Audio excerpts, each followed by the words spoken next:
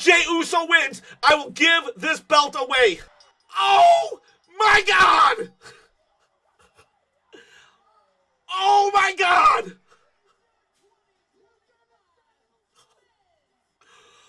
I gotta give away this belt! Holy crap! I did not expect this at all! Jey Uso, you just made me lose my belt! And I'm about to hit 10,000 subscribers, so I have to give away another belt! I gotta give away this. I gotta give away my freaking belt! I'm really happy for Jey, but I kinda didn't want to give away a belt. I'm not gonna lie. I am just in shock! This is awesome! This is awesome! You know what? You know what? Whatever. I'll give away the belt for Jey Uso. One day, Jey, I hope you see this and you realize that I gave away a belt in support of your win. This belt is in support of Jey Uso winning the Royal Rumble and punching his ticket to WrestleMania.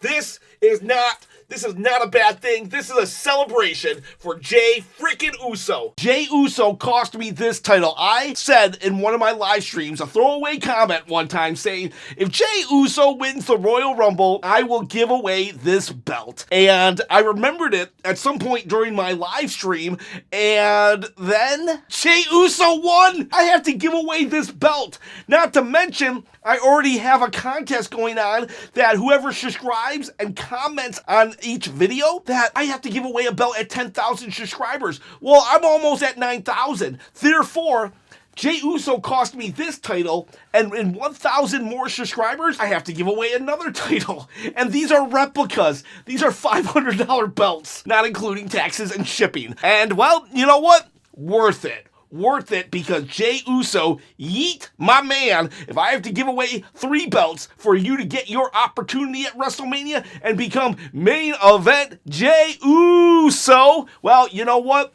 Worth it. And if you're wondering how am I going to give away the belt, it's going to be on live stream. So pay attention to the community posts and the live streams on this channel, because I gotta give this away, and I'm gonna do it within the next 7 days. So let's get the review, though. Let's get a review, because I need some ad revenue to recoup my losses on the belts. Let's start off with the Women's Royal Rumble. First off, we had Liv Morgan and Io Sky start off at number 1, number 2. That, it's like, yeah, they had a match at Saturday Night's Main Event last month, but there was no real story. At this point, number 1, number 2, it kind of feels like part of like a big deal, part of the whole overall aura of the Royal Rumble. You look at the men's had Penta and Rey, a dream matchup, even though they have fought in Lucha Underground before. That is a dream matchup right there, and they were number 1, number 2. That was a good use of those numbers, but the women's, it's just like, okay, I guess. So yeah, that was kind of, you know, whatever. Mid, maybe. And I'm not going to go over one by one. I'm just not going to do that. The thing that I've noticed about the women's Royal Rumbles is they let the Rumble, the ring, fill up too much. It was like, at one point it felt like half the roster was in there, and I was just like, this is just a lot of people, and not even a lot of people that you thought could win. You know, in no world did I think Piper Niven was going to win, but it was just like completely filled to the brim. And I was like, all right, we need to start eliminating some people. And there was a huge missed opportunity. So Lash Legend came out, and I was super pumped about this. I was like, oh yeah, here we go. Lash Legend came out, NXT. She's on NXT, so if you don't know who she is, you're forgiven. But she is definitely the future. This is a woman who can go toe-to-toe and look legit, like she could give Rhea Ripley, Charlotte Flair, anyone on the main event scene a run for her money. I believe she picked up Piper Niven even one time in a power move, and I don't understand. No, that was Jordan Grace, excuse me.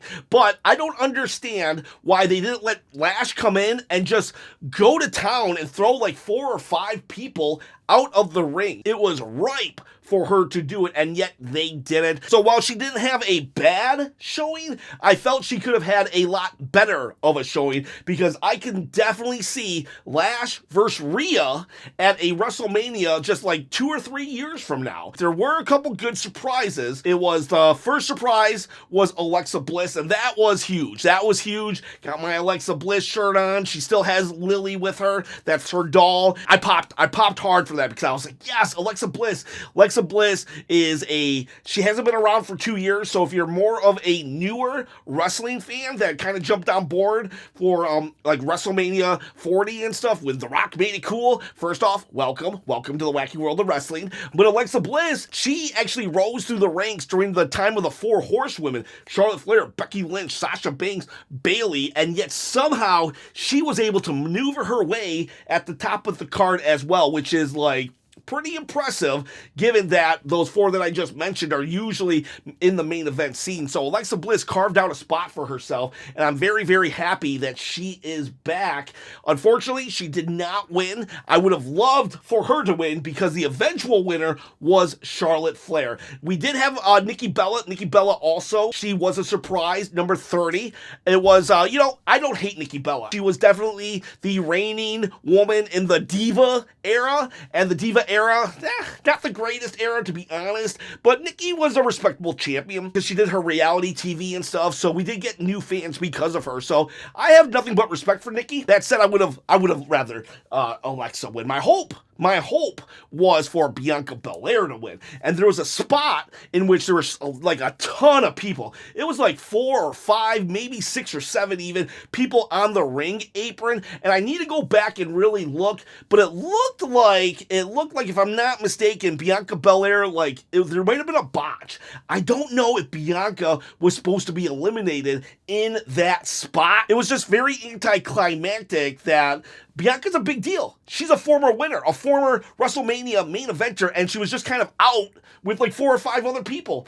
And so I think that was either that was a botch, and if that was a botch, well then, stuff happens, or it was a very much a missed opportunity because eliminating Bianca should have been a big freaking deal. And then the surprises we didn't get, I kept expecting Jade to come out and just be like, who did it? Who attacked me? And then I was hoping for AJ Lee, but in my heart, I knew it wasn't going to happen, but my fingers were crossed. And then I also thought we were going to get Becky Lynch. Becky Lynch has been said to be at backstage at Raw multiple times, so I figured it was a foregone conclusion that she was coming to Royal Rumble. So those 3 not being in the Rumble did kind of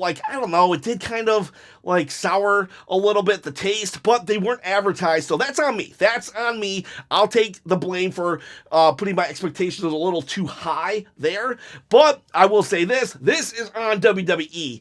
Charlotte Flair?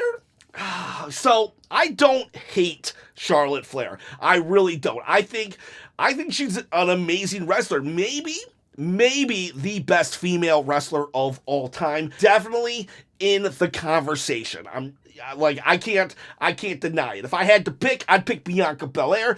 But if someone wants to tell me that Charlotte Flair is the best, I could say, I respect your opinion. I might not agree with it, but I can understand why you feel that way. So her winning on paper, it's a good choice. However, I don't know. It just seemed like so predictable. So maybe we shouldn't do it. Honestly, I think we should have just used this as an opportunity to build someone else up. Whoever Charlotte is going to face, let's pretend Charlotte is going to face Tiffany Stratton. Well, I think that she wouldn't have needed the Rumble to get that WrestleMania main event. Her name alone could have got her that WrestleMania spot against Tiffany Stratton no matter what.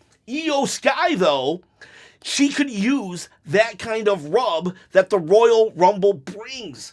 Charlotte Flair's even already won the Royal Rumble. We didn't need her to be the first 2-time ever. We just didn't need it. Her winning the Royal Rumble doesn't add prestige to the Royal Rumble, and it adds just a little bit more prestige to her name. She has the resume that she can call her shot. She did not need to win the Rumble, and that's where my beef is. My beef is somebody else could have used it more. Alexa Bliss could have even used it more since she was the surprise appearance. But someone like Io Sky, definitely could have used it. Io Sky is already at the bottom of the main event scene of the women's division, and I don't say that as a knock. We gotta give her things that she can latch onto to elevate her higher up the card. And so, yeah, she escaped the mid card, but she has to get things like the Royal Rumble. And that's why I wanted Io Sky to win. From a storyline perspective, it would have made more sense to give it to someone else. Charlotte didn't need it. So I'm just gonna rank the Royal Rumble on a scale of 1 to 10. The Women's Royal Rumble, I'm giving it a 6, and that's because it went on too much. The first half, there weren't enough eliminations. There weren't a lot of spots going on. The crowd just wasn't into it, and the crowd was able to get hyped up. So that kind of shows me that they needed a little more excitement. So I don't think that they plotted out the event, the women's event, as good. Now, it did get better as time went on, but again, at the end, it was like 3 NXT people, 2 NXT people, and Charlotte Flair. There was no real drama at the end. And again, I think that might be because Bianca Belair botched. Something happened for Bianca Belair's when she got eliminated, and if that's the case, then that's the case. Mistakes happen, but whatever happened, it did cause me to not really get emotionally invested even towards the end. In the middle, it did heat up. In the middle, it was good, but for the most part, I gotta say, this was not the greatest Women's Royal Rumble. Fell flat, and the winner, to me, should have went to someone else. So now, let's go on to the 2 out of 3 tag team match. Not going to spend a lot of time on it. I noticed that the crowd was not into it, and I don't think it was because of DIY or the Motor City Machine Guns. They put on a really good match. The problem is that the tag team division has been so neglected for so long that nobody cared about it. It was the bathroom break because it's been just neglected forever.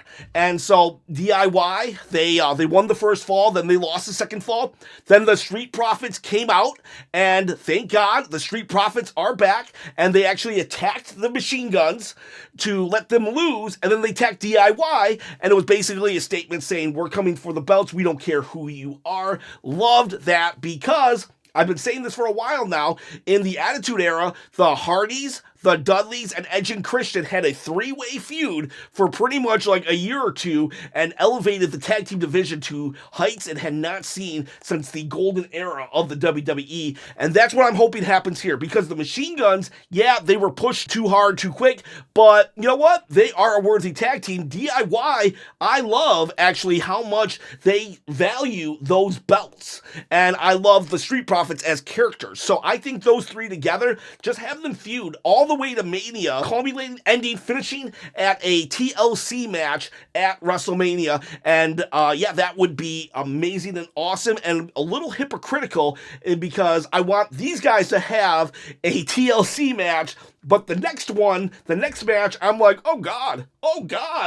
But first, let me bring your attention back to this. So I told you in the beginning that I have to give away a belt because Jey Uso won, and I never thought he would have won. I'm glad he did, but I just didn't think he would do it. So I put my foot in my mouth. Anyways, I also said at 10,000 subscribers, I'm going to give away a belt. So I'm just reminding you, this is just a quick reminder to subscribe to the channel. Subscribe, hit the bell notification, put a comment in, because at 10,000 subscribers, I'm going to give away this belt right here, unless I give it away this week and someone else chooses it. But if I give this belt away, I still have a heavyweight championship, a Winged Eagle, and a Stone Cold Steve Austin Smoking Skull belt. Don't forget to hit the bell also. Okay, so the Cody Rhodes match. Okay, so now we get to the Cody Rhodes match, and I gotta tell you something. This was 100% Cody Rhodes' best feud that had nothing to do with the bloodline, and 100% the best match of his title reign. This was an all-timer. Kevin Owens gets a ton of credit for this, but so does Cody Rhodes. I don't care if you feel that Cody Rhodes is lame and boring, you gotta give him his props for this match. If you don't, then, well, I'm gonna kind of question your, if you just hate Cody because it's, cool to hate Cody, or, just, at least for this match, can we give the guy some flowers? Even just one flower? Go to your garden, I'm not saying give him a whole bouquet, but go to your garden, pick out one flower, and say, Cody Rhodes, here you go for that ladder match, because that was an all-timer. Holy crap. It was such a violent affair that I was like, guys, maybe we shouldn't do this anymore. I'm not even joking. It was uncomfortable at times. Like, if you go back to my live stream, I'm like, guys, I don't know about this. There was this one, I think he backdropped or he suplexed Kevin Owens onto the ladder, but like his spine, holy crap. Okay, so this is going to be a very unpopular opinion because a lot of you are going to be like, oh, but it's cool, it's wrestling, they're big boys, they can handle it, blah, blah, blah, blah, blah. But I'm just like, I don't really care anymore. I don't need to see them completely destroy themselves like they were doing in order for my entertainment. Now, I did just say that I wanted a TLC match with the tag team division, so if you want to call me a hypocrite, that's fair. That is fair. And if I will say this also, the reason why I want that TLC match is because those guys aren't over, and I want them to get over with the crowd. But Cody Rhodes and Kevin Owens, they are over. They don't need to be doing these things. And so you're saying one is more important than the other? Yeah, kinda. And I'm sorry. So maybe if I'm not a hypocrite, then I'm a giant jerk. But whatever the case may be, call me what you want. Just don't call me late for dinner. But they were doing certain things. He did an Alabama slam. Cody Rhodes did an Alabama slam off the announce table onto a ladder and pretty much folded Kevin Owens. And I was just like, uncomfortable. It's like, look at Bronson Reed.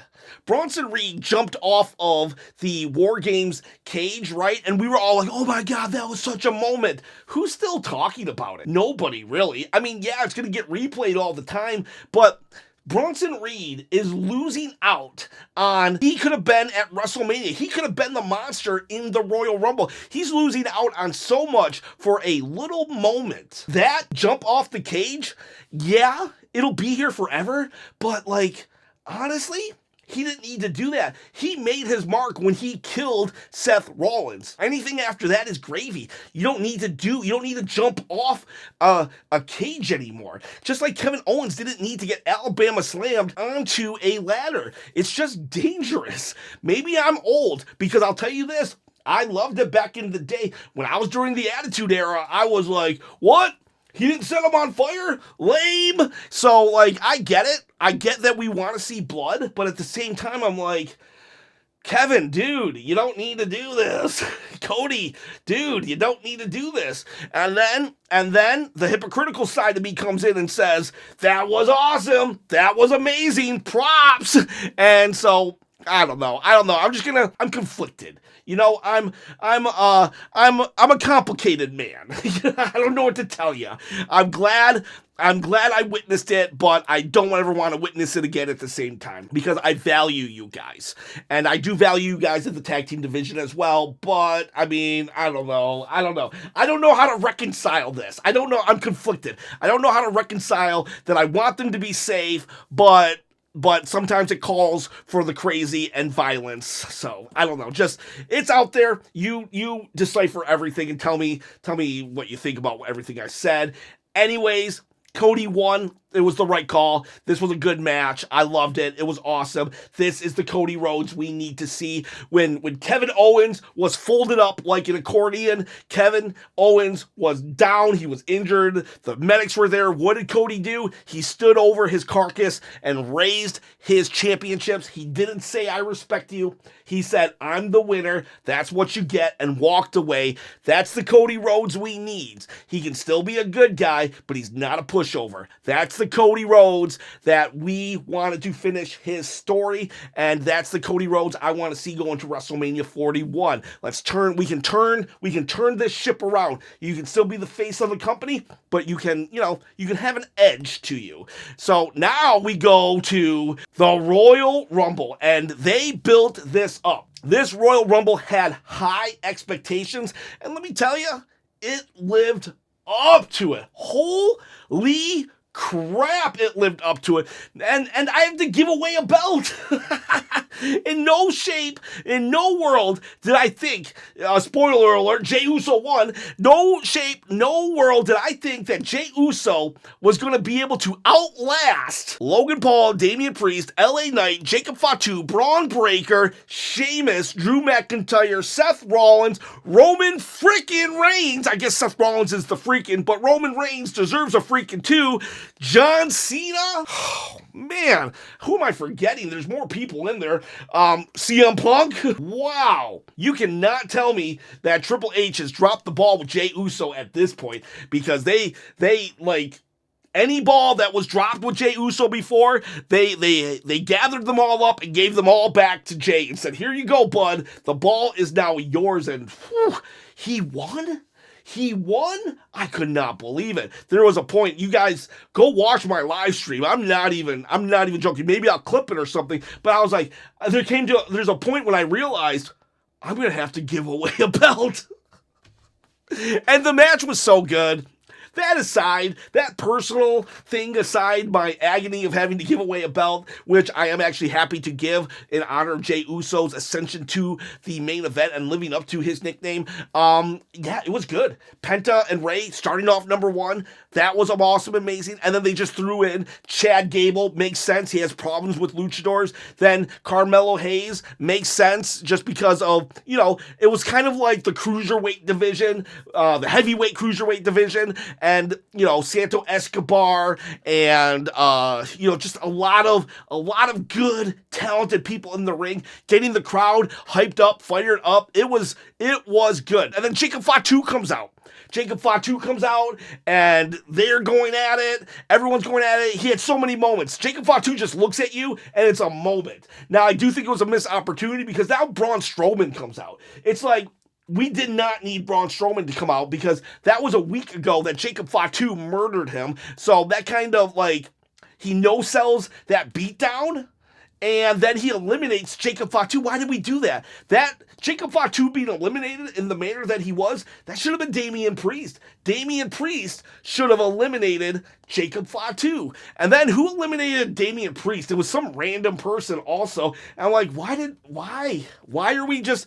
It's making no sense who's eliminating who. But there was a lot of good things. So there were some bad things, but more good things. Way more good things than bad in this Royal Rumble. For one, Roman Reigns came out like number 16 or 17. This is all on the fly, okay? This is all raw. I barely have a voice. I don't have time to really look up the exact number that Roman was. I just want to get my raw feelings out there, this raw review of the Royal Rumble. So, I have to give away a belt. So I don't want to, focus on details. But Roman Reigns came out very early. And I'm like, I thought Roman was coming out at number 30. I really did. And then, not just that, but then, John Cena comes out at number 23? And which was cool was somebody in my chat said number 23 was Michael Jordan's number. And so I think to myself, was that on purpose? Because Michael Jordan was the greatest basketball player of all time. I get it, basketball's fake, but bear with me. The greatest basketball player of all time, and John Cena coming out to 23? Is he the greatest wrestling superstar of all time? I don't know. I don't know if that was just coincidence or whatever, but just wanted to note that. So John Cena comes out at 23. Roman Reigns still in the ring. And then who's next? CM Punk. Who's next? We have Seth Rollins, and they just go at it. There was a moment earlier, Drew McIntyre comes out to Roman Reigns, and it's like, whew. Oh, man, this, and he's like, you did this. This is your fault. It starts with you. It ends with you. I think Finn Balor eliminated Drew McIntyre. That made no sense. And if it wasn't Finn Balor, it was somebody else. The only person that should have eliminated Drew McIntyre, CM Punk, Seth Rollins, or Roman Reigns. It would have been best if it had been Roman. So I don't understand some of the eliminations, but whatever. When it was all said and done, we have Seth Rollins and Roman Reigns. There was this one moment where there was this camera work. It was they say cinema a lot, but this was cinema. See, Seth Rollins had he had curb stomped everybody, and then he just stops, and there's a realization that Roman is behind him. He turns around, and it's like This is the first time they've been eye to eye since WrestleMania 40 when Roman hit him in the back for revenge of 10 years of animosity for Seth Rollins hitting him in the back, breaking up the Shield. That was great. And then what happens? They're fighting. They're at the ring ropes, and CM Punk just eliminates them both. And right then and there, you know for a fact that CM Punk is gonna win. And then Logan Paul eliminates CM Punk, and you're like, what? Holy crap! And then they have a huge brawl outside where CM Punk and Seth Rollins are brawling. And then Seth is curb stomping Roman Reigns. And Paul Heyman is yelling. And they're just like, oh my God. It was beautiful chaos. Logan Paul, he does a spot on the announce table. Gets rid of AJ Styles, who returns. The returns were good. They weren't like, I thought we were going to get Randy Orton. I thought we were going to get The Rock even. We didn't. But it wasn't like the women's division where it was kind of like it took away from what was happening. It just didn't matter because all the action, all of the star power, it was just crazy. It was just awesome. The men's Royal Rumble just delivered on all levels. And then we get to the final two, and it's Jey Uso and John Cena, and that's when I realized, I was like, there's no way John Cena is gonna win against Jey Uso, and they had an all-timer. Their sequence of events, it was so freaking good. And of all people, Jey Uso wins. My belt giveaway or not, what a special moment for the dude. What a crazy, amazing Royal Rumble with the winner out of nowhere. It was the exact opposite of the females' Royal Rumble. The men's Royal Rumble, you could not see that coming. There was so many promos that you were like, man, could it be CM Punk? Could it be Roman Reigns? Could it be Seth Rollins? In no world did I think Jey Uso. I just didn't see it. I couldn't see it. And I was so confident, I pretty much put a $500 bet that Jey Uso would not win. And I lost. I'm happy to have lost. I'm sorry, Jey Uso, that I doubted you. Please forgive me. In penance, I will give away a belt to someone on the live chat. If you're wondering when am I going to give away the belt, I'm going to do it at some point during the week. I'm going to tally up everybody who was in my live chat. So let that be a lesson. Show up to my live chats because you don't know what's going to happen. You really don't know what's going to happen. I'll put a community post, and this was just chef's kiss. Many chef's kiss. I cannot express to you how awesome that this Royal Rumble was, how unpredictable it was, how just amazing it was, the star power. Oh my God, this might be the best Royal Rumble of all time. And I know a lot of you, I know there is a large, maybe a vocal minority of people that are just like, Jey Uso sucks. He doesn't know moves. He doesn't this. He doesn't that. Okay, maybe he could learn a move or two, but I don't know. That connection with the crowd, you can't deny that. You cannot deny that. And I'm a Jey Uso fan. I thought the tribal chief would win, but I'm okay with Jey Uso winning, even if it's costing me a $500 belt. So I will let you guys and girls know. We'll have a live stream. We'll give that belt away. And yeah, Royal Rumble. I'm going to give the women's a 6, but the men's Royal Rumble, I'm giving it a 10. I'm giving it a 10, even though there were flaws. How about a 9.9? There were some flaws. Jacob Fatu should have been eliminated by Braun Strowman. 9.9. Awesome Royal Rumble. Thank you, everybody, for being in the chat. I had a blast. This was my favorite stream that I've had so far. This was a good night. This is WWE at its best. This is WWE cooking. And if this is what's to come for WrestleMania season, well then, I'm all in, baby. I am all in, because day one on the road to WrestleMania. Fan-freaking-tastic. Guys, girls, have a great day, a great night. See you for Hot Takes, Royal Rumble Hot Takes tomorrow. See ya.